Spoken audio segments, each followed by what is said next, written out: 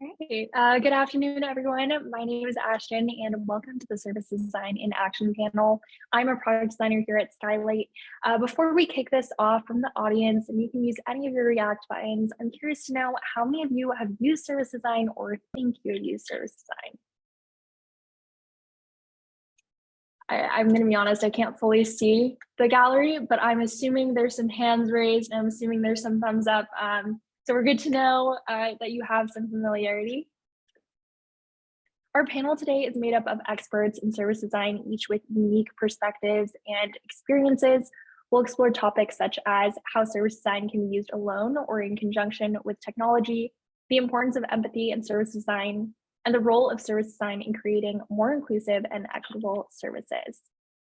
So without further ado, please join me in welcoming our panelists. Abigail Fisher is a civic designer with the Colorado Digital Service. She's a former design lead at the Mayor's Office for Economic Opportunities Civic Design Studio. Taylor Growie is a product manager and former product designer at Skylight, currently working on human-centered design transformation for the U.S. Air Force Weather Program Office. And Kyle Planeaux is a senior product manager at Skylight working with the Best in Design Studio. He's a former USAF civilian who came from Kobayashi Maru, a Space Force software factory.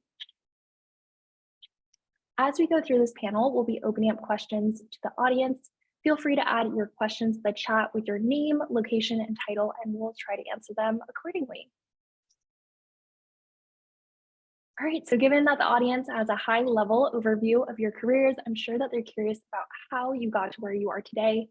I'd love for you all to share what your career paths have looked like. Kyle, why don't you kick us off? Yeah, thanks, Ashton.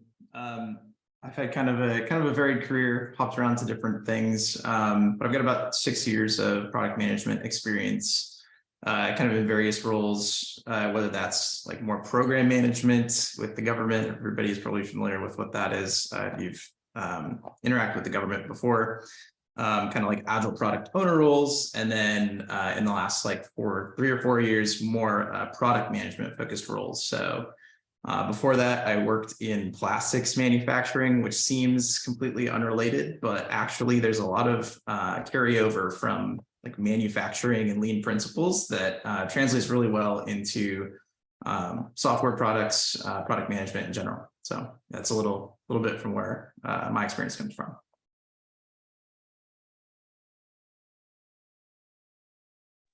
Hi, everyone. Happy Friday. So as Ashton mentioned, I'm currently a product manager, and I've also just happily bopped around between PM and product design roles for the last 6 years or so. I was also active duty Air Force for about 10 years as both an intelligence officer and an acquisitions manager.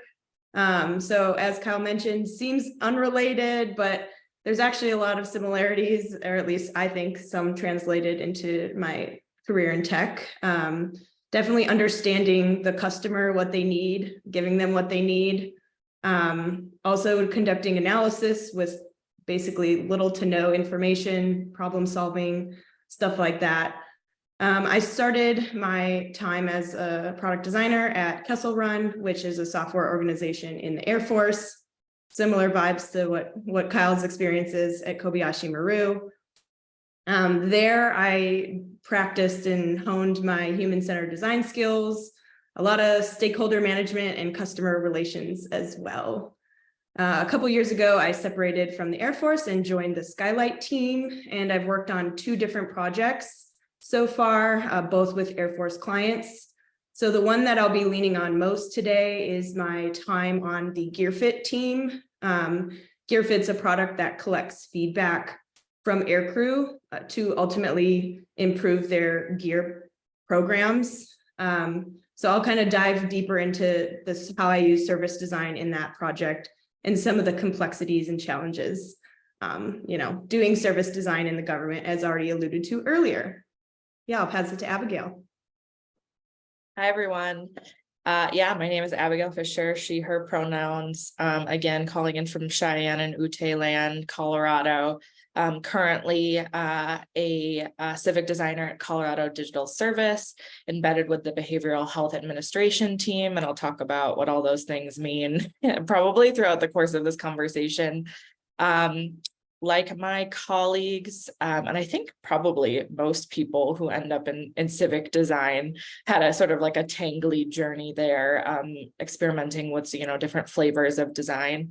I actually started my career in advertising and strategic communications. So built up sort of an understanding of how to tell a story through visual and verbal frameworks, and decided I wanted to go a little bit deeper into the social impact and social justice space. So I kind of really kicked off, I would say, my design career at a design studio in Gowanus, Brooklyn called Hyperact for 4 years. And there I really got to learn and be passionate about sort of elements of facilitation and collaboration, and really learning how to do work with folks and not for folks. And that really inspired me to dive deeper into how to do that work beyond sort of the verbal and visual brands and digital tools that we were creating at Hyperact, to really thinking about systems change from a civic perspective. And that's where my favorite person ever, Marina Cano, hired me at the Civic Design Studio at the Mayor's Office for Economic Opportunity in New York City, which was my dream job, and really got to understand, what does design look like from a civic perspective when we're thinking about benefits and services that local, state, and federal governments provide to the public. That was really illuminating. I got to learn from so many great mentors on, what does community engagement mean? How does that intersect with things like service design? And then going further into co-design, which is in essence, thinking about how we can bring folks who are most impacted by a service or a benefit into the design and production process, kind of tying it all back to that that kind of passion for collaboration that really was seated at Hyperact. And now I'm within the Colorado Digital Service and very happy to be there. And I think it's been interesting. The Civic Service Design Studio has a more, traditional service design perspective, in that they're reaching across technology and also programs. And I think it's been really illuminating to see how a more technology focused team operates. And folks were saying about, how does design fit in with technology, and how do we push that envelope, even though, that might be our focus. There's a lot of other things that tie in and sort of touch that technology that go to the full breadth of service design. Yeah, I think I'll leave it there. Thank you all for sharing your backgrounds. I'm sure that was really illuminating for our audience. Taylor, given that you have a background in active Air Force, in that duty, how did you get into and learn about service design? Great question, Ashton. So I'll be honest, I don't think I was exposed to or taught about service design explicitly until the last few years.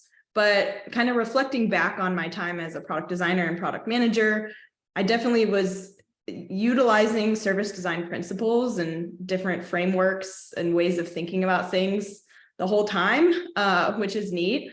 And I'm sure a lot of you are also reflecting on what you've learned today and being like, yeah, I've kind of used principles like that as well. I think I just, throughout the journey and making sure we were delivering value to customers and making things work in complex government worlds, just kind of, I think I intuitively just understood that you needed to look at the entire ecosystem, not really just this individual silo that you're trying to deliver in. You kind of had to look at the whole ecosystem and to create the best solution for everyone. Specifically, an experience that takes me back to kind of me realizing this was actually on my first product team as a product designer. A few weeks after I onboarded, it was to a team called Slapshot. They were, the team is still going strong, delivering value to customers in air operations centers throughout the world. But a few weeks after I joined, we all kind of discovered a problem that the downstream users and their needs weren't really taken into consideration when building the application. So the application was built by the time I had onboarded. So this kind of problem that surfaced definitely highlighted the need that, oh, maybe looking back, we should have, or the team should have talked to, the downstream users, which is the principle of service design, making sure kind of upstream, downstream, front stage, backstage, everybody is kind of in concert together. So basically we couldn't deliver that solution until we had considered the downstream users and their needs. So we basically had to kind of change our product in a way to allow for that. Even though what we had built could provide value to our immediate users, and they couldn't adopt the product until we had, considered the downstream folks. So that was kind of a quick lesson that kind of ingrained into me, make sure you're checking all of the different touch points, all of the different processes, people in the whole system, and making sure that you're building a valuable product that has actual true product market fit within the whole system. So long story short, I didn't really get into service design, but I have been doing it all along, I think. So yeah. Kyle, I think you have some similar experiences as well. I'll pop it to you. Yeah, I was just going to say what you said is really something that resonated really strongly with me, because we both worked at software factories within the Air Force, like Space Force sort of space, and paired up with very similarly principled companies, Pivotal Software being one of those, is a very strong design practice. And I think what we were doing in terms of design, user interviews, prototyping, usability tests, all those sort of practices, we used Service Blueprint on a couple of the teams that I was on. And so for me being a PM and seeing those things, I was like, okay, here's some design tools, but I didn't really have the context of like service design as a whole and some of the more like guiding principles behind it, which I think we'll probably talk a little bit about later, and which Liz and Victor talked about earlier this morning. But yeah, so definitely use some of service design tools before coming to Skylight and before coming to the project that I'm currently working on, which is the Bespin Design Studio within the Air Force. And so, yeah, coming to Skylight, working at the design studio with really talented designers like Ashton and Liz, I definitely got to kind of see more of the framework, the supporting framework of service design, and like how it's a powerful tool to work through complicated problems and really consider kind of the holistic picture, maybe not just the problem space that you're looking at, but all of the problem spaces that it touches. So that's kind of been my experience. Didn't really know that the tools that were being used on the team, tools that I was even involved with using, were part of this service design framework. But coming to Skylight, I definitely learned more about kind of the principles behind it and what the reasoning is, and why it helps you build a better product or service. So yeah, that's my experience. Abigail, if you have anything to add. No, I think those are wonderful answers. I'm just digesting. Yeah, there was a lot to unpack there. So given that all our panelists have expertise in government, Taylor and Kyle can speak to their expertise with the Department of Defense, and Abigail has more of a state government lens. Abigail, how have your definitions of service design evolved through your roles and projects? Yeah, definitely. Great question. I think for me, understanding service design and sort of design as a practice has been a lesson in humility and understanding, of power dynamics within design in a civic context when often we're working with folks that have, like a range of like vulnerabilities that we have to be really conscious of and like ethical around. And I see that Rachel Deepkiss is on the call today. I've definitely learned a lot from her work around trauma-informed design and thinking through,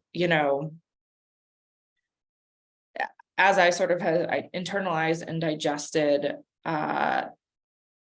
co-design, and someone mentioned in the chat Beyond Sticky Notes, which is a book by K.A. McKercher that I'm really inspired by. I would say that how my perception of design has evolved is and understanding that my role is more of one that thinks about how to break down bureaucratic barriers to the point where communities most impacted by a service or benefit may design for themselves. And I think that that's like a long spectrum that we're still working towards, but often how Colorado Digital Service talks about is that we're trying to work ourselves out of design jobs so that we're putting structures and practices in place so that that becomes more natural at a state, local, and federal level. So I think it's been, you know, starting out in a career, I think often the design books that we're given position designers as experts and sort of the leader of a process. And I think through my role, I describe myself less as an expert and more as a facilitator, letting those with lived experience let their expertise shine, and letting them communicate their stories for themselves, which then in turn influence how services and products are created and designed. So that's something I'm hugely conscious of, and I think that has changed like what skills I am most excited about learning. Like I never thought I would be nerding out about government contracts, but you kind of have to do that in order to understand how to wade through bureaucracy to pay participants for their time and their expertise. So I think that, you know, you start out by building those like really pivotal skills, which are skills like interviewing or service mapping, understanding how to create a research plan, how to, you know, create consent forms. Then you build off of that, I think, as you get deeper into the practice and your philosophy changes. And I've become, you know, way more nerdy, I think, about, you know, like I said, like figuring out how to compensate people and holding space in a room, and how my power and positionality as a designer and a white cis designer impacts sort of the way in which I structure projects and invite people in. Oh, that is so important, thinking about that storytelling and allowing people to talk about their lived experiences. You had mentioned a little bit about road mapping, and I kind of want to dive into your service design process. So what are some common methods or techniques that you use to kickstart your projects? Yeah, that's a great question. I think one of the things that I really have been pushing for is an understanding of the whole historical context in which you're entering. So a lot of my work is rooted in, obviously, like service and benefits. Right now, like I mentioned, I'm embedded in the Behavioral Health Administration, which means I'm looking at the services that the state provides for mental health. And I think like understanding and holding, you know, oftentimes in government, sort of like the trauma that has occurred around the provision of those services or benefits, and understanding that broader ecosystem from a historical context has been really important. So like reading and getting smart on, you know, what has occurred with mental health in the United States, how's that progressed over time, and how has that impacted folks that need those services most, I think is a really important grounding exercise. Another thing that has been really gratifying most recently is tying the work and doing an exercise in value evaluation. So the Behavioral Health Administration has a really strong set of values, and what I do with a team at the outset of a particular project is doing an evaluation of how this work will add to those values and reinforce them. And if we have to have a conversation about if the values are not being met, what do we maybe need to change? And then there's the tactical stuff, right? I mean, I think you have to evaluate what you have time to do, what are expectations around your outputs and outcomes, and then kind of backtrack about like what level of community engagement might be appropriate. So I think one of the hard things to learn about like co-design and deeper community engagement is that it's not always a safe space to bring folks into. And I think that's hard because you want to push yourselves to do that at every stage, but sometimes it's simply not appropriate, either because the resources aren't there or it's not a safe space to bring folks into. So having conversations around that and then sort of working backwards into research methods from there. Yeah, so appreciate the understanding of seeing what resources we have and if we can actually uplift communities. Switching gears, Taylor, can you share an example of a service design project that has improved the lives of historically underrepresented communities? Absolutely, I would love to share that. So as mentioned earlier, so the product Gear Fit, it wasn't necessarily a service design project per se, but it ended up being a project within a very large system of interconnected and like really well-established acquisition and requirement processes within the Air Force. So, my favorite topic, talking about women in aviation. So that is a relatively new concept. So back in 1993, Major General Jeannie Leavitt became the first female fighter pilot. So that's relatively recent. So that said, almost all Air Force equipment was not made and manufactured or designed with the female form in mind. So that resulted in a lot of female pilots today just having serious health complications just based on the gear not fitting their bodies properly, and a lot of just quality of life issues, which are not supposed to be understated. So a few years ago, a bunch of women in the aircrew community in the Air Force brought up to their leadership that they were struggling and the Air Force wasn't listening to their perspectives and concerns on how their gear was affecting them in day-to-day operations. So as a result, the Air Force leadership started the Gear Fit program to help kind of address this problem. So the current product does serve all Air Force aircrew members, but we've basically given everyone that gear doesn't fit them, especially women, a voice to just collect this data and, congregate all of this information to present to decision makers that can take that information and make decisions on it. So kind of since the product hit basically production in full force in about early 2022, we've had, aircrew, especially women, reach out to us expressing that they, either appreciate that the Air Force is listening, which, is kind of a novel concept in the DoD. So I think they've just expressed that they just feel heard and they appreciate that.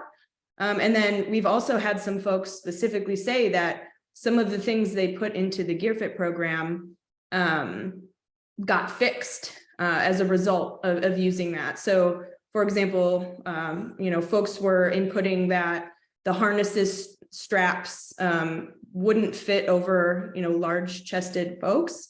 So we had a few people input that information in the system, and basically someone saw that and they took it upon themselves. They were experts in aircrew flight equipment. They made a solution and they made an extender for that harness just out of basically scraps, and they got that approved to be flight ready. So that's an example of feedback that went into the system that if that system didn't exist, they probably would have still been flying with a lot of pain and ill-fitting gear. So that's a really kind of gratifying problem that I got to work on. And yeah, I'm grateful for that experience, and I'm grateful that that application can continue to serve female aviators in the Air Force. Kyle, do you have any examples of projects that have kind of served marginalized communities? Yeah, so I was definitely very fortunate to work with, again, I'll say the very talented designers at Skylight in Ashton and Liz on a project for the Air Force DEIA office. They essentially had a process for requesting reasonable accommodations to help people be able to do their jobs. And the process itself, because the Air Force is spread across so many places, I mean, there are Air Force bases, multiple in every state, many in countries across the world. So that's a lot of information to organize. It's a lot of accommodations to keep track of, a lot of things to budget for. So there's a lot of complexity that goes into that. And bottom line is that, this underserved community of people that needed accommodations was not getting what they need. And it wasn't necessarily the fault of the people who were running the process. A lot of it was just the intricacies of, how the budget process works and who has the money to pay for things and how that money gets transferred, how the accommodations themselves are reported from, level that like down smaller levels, I guess lower levels up in the organization to be approved and acknowledged and budgeted for. And so Liz and Ashton and I got to kind of see firsthand, implement a service design sort of approach to understanding that process, seeing what all the different pieces of it were. So like I mentioned, the finance and the just hierarchical dissemination of information that add a lot of complexity. And on top of that, there are a lot of legalities, obviously, around, anytime you're dealing with accommodations or folks with disabilities or who need accommodations to be able to do work.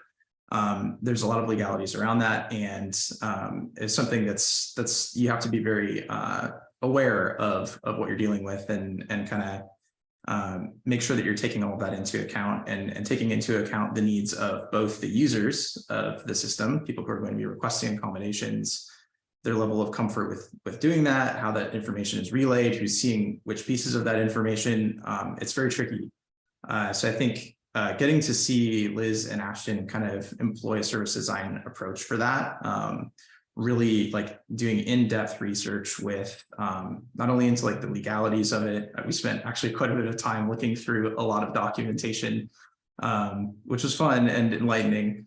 I definitely learned a lot, but doing that, and in addition, interviewing folks who may have requested accommodations in the past, people who are currently in charge of managing the process. And kind of all that information went into one of those wonderful blueprints that Liz was talking about earlier, and did translate into, I think, a much better experience, even just doing the usability testing and showing prototypes to some of the folks who were managing the process. Were like, oh my gosh, like this is going to save us so much time, and it's going to like help so many people get the accommodations that they need to be able to do their work. And that was just a really gratifying experience, to be a part of that and kind of learn firsthand on the project about, the power of service design in those kind of situations, and to just, like you said, see the impact of it and see, how this process is going to improve the lives of not only the people who need the accommodations, but the people who have to be they're in the backstage, like the diagram in the first presentation, who are going to be supporting these processes to make their lives easier as well, so that they can provide this service that they so badly want to the people who need it. So yeah, it's a really, really rewarding experience, honestly, to work on that project. Yeah, thank you both for sharing your projects. Speaking of the power of service design, I'm noticing that Michelle Pollock has a question for Abigail. She said, I'm interested in learning more about your role to be embedded with the Behavioral Health Administration. Are you working along other designers from the digital service team? Are you working with a policy or tech team within the Behavioral Health Administration? Yeah, that's a great question. So the Colorado Digital Service is out of the Office for Information Technology, and there's a combination of procurement, product, and design specialists. So a segment of that team, inclusive of designers and product managers, are embedded in the Behavioral Health Administration's technology team. So we're basically a functional part of that team, focused on sort of different silos of their technology ecosystem. That said, to do that work, and like we've been talking about today, like although my task is to focus on technology, that often involves, the contracting folks at the BHA and the lived experience, expertise, and equity on that team. Yeah, technically dedicated to that technology team, but definitely have interactions with sort of the broader team there. Yeah, thank you for sharing that. I know that there was also a question from last session by Danielle Latman. She asked, how do you protect employees who reveal workarounds that may not be officially allowed? Taylor, do you want to take that away? Yeah, I'll take that first, and then I'll bump it to Abigail. I know you had some thoughts as well, but so yes, I do have some experience in situations where our users within the context of the whole service have been using, workarounds that may or may not be legal or allowed or, approved by who they're supposed to be approved by. So that said, our best way to protect them in our context, and I'm sure there's other nuanced contexts where you can, get specific protection, but the way that we chose to do that was to just make it clear to our stakeholders and our consumers of our service blueprint that those users have no other option, and then show them why. Show them that they have to use this workaround in order to not have their feet go numb in the middle of flying an airplane. And we have plenty of, of quotes and evidence of that from folks. So just kind of really explaining to the stakeholders and the folks that may be concerned about that information that these users have no other option. And I think that really helped kind of mitigate the fallout of that a little bit. Not a little bit. It helped with the fallout because our folks understood, like, wow, this process is broken a bit. And maybe there's some things that can be done there so they don't have to use these workarounds. And maybe we could get them better gear. So it's just, it kind of, our choice was to protect the use, obviously keeping them anonymous, of course. So their names, there's no retaliation there, but just really showing everyone that they had no other option. And this is why they're doing that, I think helped mitigate, any recourse of any kind. I know I'll pass it to you, Abigail, for your experience as well. I know you have more like legitimate and concrete protections that you were able to do. No, I think that's exactly right. And I think what I would add is that, like, I'm very, very regimented about consent and consent forms, even if you are talking with folks, internal to a government, but especially if you're talking to folks that are external from your organization. And I think one of the things that I've worked on and learned a lot from trauma-informed design, and I'm also a volunteer case lead for Cornell's Clinic to End Tech Abuse, which works with folks that have experienced intimate partner violence in locking their technology from surveillance from ex-partners and other people in their community. And they brought forward, really concrete trauma-informed consent procedures that I have stolen and used at Colorado Digital Service to allow people to select, like, which level of consent they're comfortable with. Like, are you comfortable with us taking notes? Are you comfortable with the recording? Are you comfortable with quote attribution? Because I think working in the government, we're at the behest of FOIA. And in Colorado, it goes even further. The press can request, any information that they want from state government communications. So being clear around that and, like, what level of anonymity we really can provide in a worst case scenario is super important. And I also, what else would I add? I think that's the biggest thing. And I think one of the things that we have to be conscious of is, like, if we only interview 10 people and we're labeling, we're not quote attributing, but we're saying it's like this type of person, what are receivers of those reports able to extrapolate? And that is super important.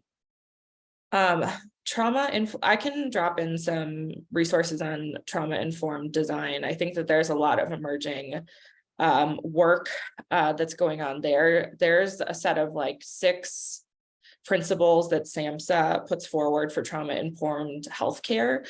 And what a lot of really amazing people like Rachel on the call have been doing is extrapolating those principles to how we design. And I think that the main principle used from trauma-informed design into the consent forms that I'm talking about are agency. So allowing people to have agency and not just saying like, here, sign this consent form. You only have one choice, but there are choices built in to that consent form. And then just having that level of transparency about like how this information will be used, how will your name be used, how public will it be? Like all of those things I think are put forward in, you know, how you're interviewing folks. Oh, here's a question that I'll read. Liz has a question. Air Force participants tend to be scared off if I send super official sounding communications. They respond way better to a more casual, hey, do you have 15 minutes to chat? Then you are invited to participate in a user research project. How do you make sure you're explaining and getting consent without scaring the participant off? Oh my gosh, that's a great question. And I think it again goes back to the power that you, whether you acknowledge it or not, that you have if you have like a government email and you're a government researcher. So that's definitely something that I grapple with, and not wanting to coerce people into, you know, participating in research. So I think I tend to be really transparent about my affiliations, but also make it really clear in the email, like you can say no, and please do say no if you don't have time or you don't want to do this. So I think that's one of the things that I put forward. I also think, I don't know, it's a good question. I don't have a super great answer to it because it's really, it's a real thing for sure. Taylor and Kyle, I'm wondering if you have anything to add to that. The only thing I'll add is yes, Liz, I tried to make that, you know, clear kind of when interviewing folks, just being, you know, in the service myself, just the formality of all of that is intimidating. So kind of what I've been doing as a researcher and designer when I'm conducting research with active duty folks is doing everything I can behind the scenes as well, just to, you know, abstract their name, really make the personas super broad so they can't be pinpointed.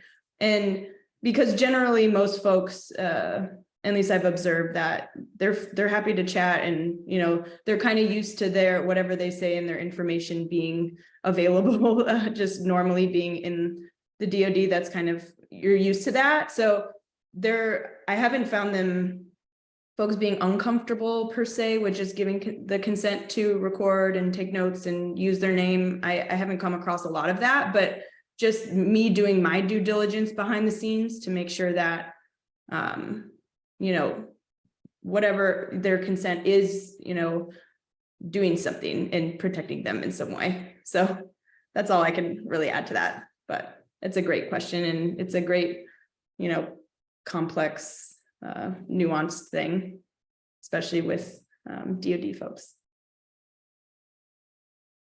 Yeah, I just want to thank you so much to the audience for bringing up that question, for Abigail and Taylor for walking us through, you know, how you make sure you're intentional about consent and also how you're intentional about protecting your end users. So as we're coming up on time, we have one last question for the panelists. What advice would you give to someone who doesn't consider themselves a designer but wants to get started in their service design journey? Kyle, I will start with you. Yeah, I would just say, if you're just getting started in your service design journey, just know that it's definitely a powerful tool, especially I think Liz and Victor had a slide in there that kind of said, here are the, like maybe the warning signs or the symptoms that you might see where service design is effective. I think I might be a little biased, obviously, because most of my experience with it has been within the government sphere, where it seems like every problem is a problem that requires service design because everything is just so interrelated. But those are definitely some good indicators to look for, even if you're not in the government sphere. I know this is mostly targeted at people who are in that sphere, so you probably will see a lot of service design problems. There's lots of great material out there to learn about it, and you know, pairing up with people who know more about it is definitely helpful as well.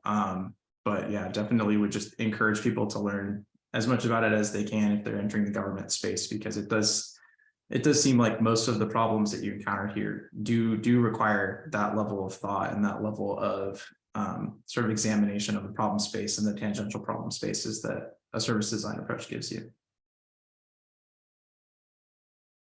Yeah, everything you just said, Kyle, plus one. And I think something I'll add is kind of advice I would give is just really focus on empathy and collaboration, and focus on the needs of the user, their experience. And when I mean user, I mean potentially anyone in the process, including employees and any other tangential partners. So just kind of focusing on that human-centered aspect of kind of defining and understanding the process. I think just doing that and having empathy and collaborating with folks will naturally uncover service design complexities. And so I think that's my best advice, is just focus on those aspects when you're doing your job. And I think the rest will kind of uncover itself and start to make more sense. Abigail, what are your thoughts? Yeah, I would just say everyone is a designer. You are already a designer. I really believe in the democratization of design. And that's something that I tell people at the agency I'm working for all the time, regardless of what role you're in, you're holding some values of a designer. So don't be intimidated by roles and responsibilities or the titles that people are given. I think as long as you have like a dedication to learning and have really like an open heart and mind. And I do think that a key skill is like wanting to talk with people and being a really good listener, and wanting to listen more than you want to speak. If I had to drill it down into like one skill, is like a really beautiful part of this work. And then I'm a really avid reader, so just read your butt off. There's so many wonderful books and so many wonderful educators just wanting to, help you to do this work in different and deeper ways. So be on the lookout for those folks, and you're already doing the work. So no need to be intimidated. Like Abigail said, you are all designers. Thank you so much to our audience for your amazing questions and for listening to our panelists. We hope you learned that service design is a tool that can be used in programs, policy, services, and technology. Can we give a virtual round of applause to our amazing panelists?